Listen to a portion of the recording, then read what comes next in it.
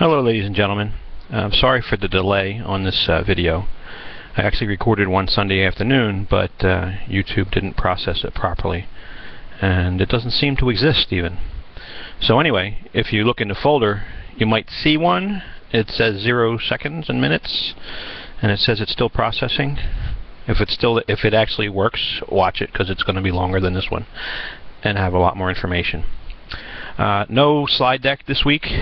You should have seen posted in the Facebook page 3 video links for overviews of the incident command system. You should look at those. I'm going to show 1 or 2 of them in class on Tuesday morning, but I want you to be very familiar with incident command. You also, as I suggested before, should be looking at the course that you already took and refresh yourself on the parts of the incident command system. Specifically for this week, you should be familiar with the planning process. If you look at the incident command course website, there should be some documents you can download. I will have these documents in class for the purposes of planning. So what we're going to do this week in class is we'll have our normal current events, which there have been some significant events over the weekend. One in the sector of transportation security and terrorism, which was the train incident in France, in which 2 U.S. service members, a airman and a soldier, National Guard member, and one of their civilian friends, and a 4th civilian, I believe he was British, took down this heavily armed young terrorist from Morocco who was about to shoot a bunch of people on the train. So that was a significant incident. Think about what would happen if a similar type of deal went down here. We do not have people being checked, getting on our trains anywhere, unless it's like one of those random Viper team checks that the TSA does in conjunction with the local metro system. Know that SEPTA does a really good job of security and looking out for folks, but they don't check every individual. So somebody could conceivably backpack an AK with a folded stock in a backpack and then whip it out on a train and start shooting people.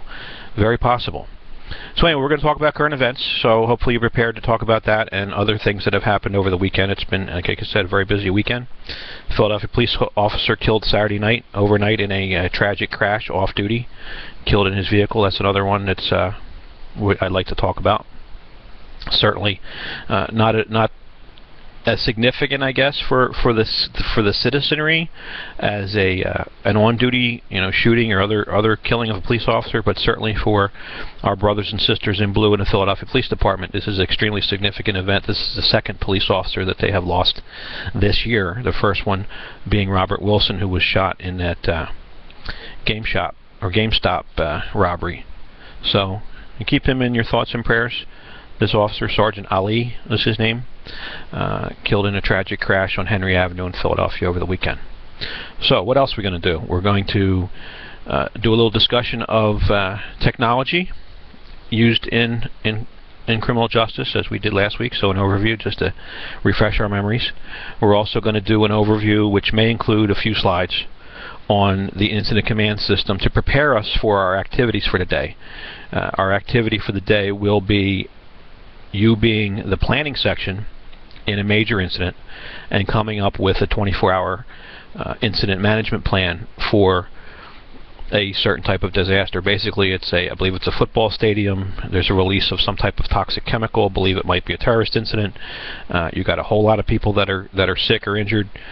So if you do find, there's one of the videos, I don't believe I posted a link, but if you search for incident command for EMS, that might be a good video to watch to prepare yourself for our class on Tuesday. So you're going to do that. I've set aside probably a 2-hour block for that because I really want you to get involved and do a really good job with it and discuss it and come up with a really good plan, which will have to be documented. There will be forms for documentation, plus you'll have to type up some narratives. Everyone will have to submit something to show that they partook in the process. After you're finished with your incident management plan, then you will have the rest of the class time to finish any outstanding assignments. Remember, all your assignments are due on Tuesday. That does include Project Phase 2. And remember, Project Phase 2 is supposed to be like 10 pages long. So It's a follow-up to Project Phase 1. Phase 1 was supposed to give us the status of the topic, whether it be community policing in the 21st century or education for police officers, whichever one that you chose. There were 3 other topics that you could have chosen. The first phase was a look at what the situation is in society today. So if you're looking at education, which several of you did, you look at what is required for education for police officers today, what is available for education for police officers today, what are the various opinions from people in the field as to what the needs are for education for police officers today. All those would have been part of your Project Phase 1 paper if you're doing that topic. Project Phase 2 was supposed to be a look into the future. What do we see from the perspective of law enforcement administrators? What are they going to want 10 years, 20 years down the road? Are they going to want bachelor's degree people? Are they going to want masters?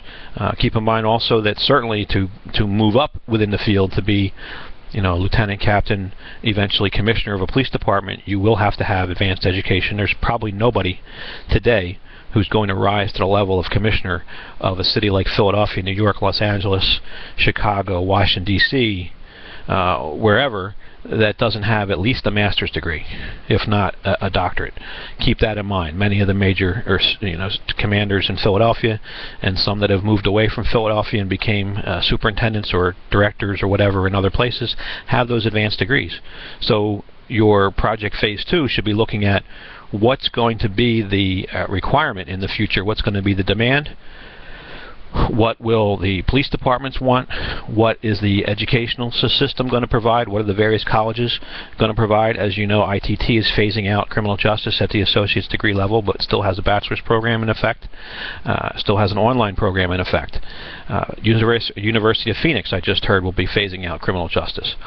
So that's something else to look at. Are certain colleges getting out of the criminal justice business? Will there be others that will be advancing? Because there are still plenty of advertisements for advanced degrees, and maybe the associate's degree is going to go away because the needs for going into these police departments for certain levels of management and being able to deal with our crime problem today and deal with our citizens requires a more educated, thoughtful police officer than someone who's just running out there ready to shoot up the world. And there are debates about that. Some folks, and I know some of you did really good papers with regard to that, and there's plenty of evidence that college-educated officers, some of them get frustrated, mainly because of the lack of decision-making that they're allowed to do, depending upon the agency. But if they really are involved in community policing and are allowed to be involved in solving problems in the community level, which I think we're going to be moving to, those officers will be the ones that will be sought after. So you need to think about that. Traditional policing with regard to sitting in the car or waiting for the call to come and going out and locking up the bad guys is not going to be the way of the future. And if you look at the President's Commission on 21st Century Policing, that report, if you actually read the entire report, I think you'll see that. Some of you who did the community policing as your topic kind of gloss the surface of it, and I think if you really want to do it well for your Project Phase 2, if you're doing the community policing in the 21st century, you really need to read that report, and you need to read a lot of it, not just the Wall Street Journal account or Time Magazine account of what it said, because that's the tip of the iceberg. You're doing a college paper, a scholarly look at this subject. You need to look deeper, and obviously you're going to be graded accordingly. So as far as the rest of the class, Project Phase 2, any of the assignments that you have due have to be turned in by Tuesday afternoon. If you have special circumstances, and I'm talking about not that you were too damn lazy to do your stuff or that you set it aside and forgot about it. You need, as adults, to properly use your time, and regardless of family, regardless of jobs, regardless of all the impacts of life, which we all have, myself included, you need to be able to set aside the time to get these things done. And in this particular class, I give you like 2 hours of class every week to do these assignments, so there's really no excuse for those of you that don't have them done, because if you chose to walk away during the time that normally you'd be scheduled class, whose fault's that? you can blame life, but really, if you had to go to work or whatever, then you need to figure out how else during your week you're going to make it happen, because it's your life, it's your education, it's your future, not mine. I'm old. I already had my life. I already had my future. I already had my education. You know, I'm trying to help you to further your future, and it's something that you have to make the effort and put in the investment. So you're going to get finished any assignments you have to do. If you do have special circumstances, I know some of you might have, you know, somebody died over the weekend, your car broke down, you know, whatever it is. You know, I'm an empathetic kind of guy. I sound tough right now, but you know, if really there was a problem, you got to communicate, and that's the most important thing. Is if you don't communicate, I don't know. How can I help you if I don't know? All right. So hopefully Tuesday, we'll all be on the same page. The follow-up for the following week, week 12. We will have a quiz on chapters 15, 16, and 17, the last 3 things that we did. So you might want to review those lectures, review those PowerPoints, review the textbook pages, and we will also be doing our tabletop, which will be based upon the same exercise that you are planning this week. But in the tabletop, you're going to be assigned roles, and you may, if you want, figure out who's going to be in what roles. This week, figure out who's going to be in what role, so that next week we're ready to go. So we know who's going to be the chief showing up at the scene. We know who's going to be the police chief, who's going to be the EMS person, who's going to be this role, that role, who's going to be the public works director if we need them, who's going to be the responsible person from the FBI. We have enough people to fill out a lot of roles. If you want to figure out those roles in class this week, that would be great, and we can roll right into it next week, because it's going to be like the real deal. What's going to happen is you're going to be given the assignment. At a certain point, you're going to respond. It's going to be in the classroom, but you're going to have a separate command post. So our chiefs, if you have a single command, unified command, along with their PIO, liaison officer, and safety officer, they're going to move into another room. And I'm going to separate you like you might really be on a real incident, and maybe give you a few radios so you can communicate. Make this like the real deal, but on paper. So you need to be ready for that. That's week 12. Week 12 quiz, tabletop.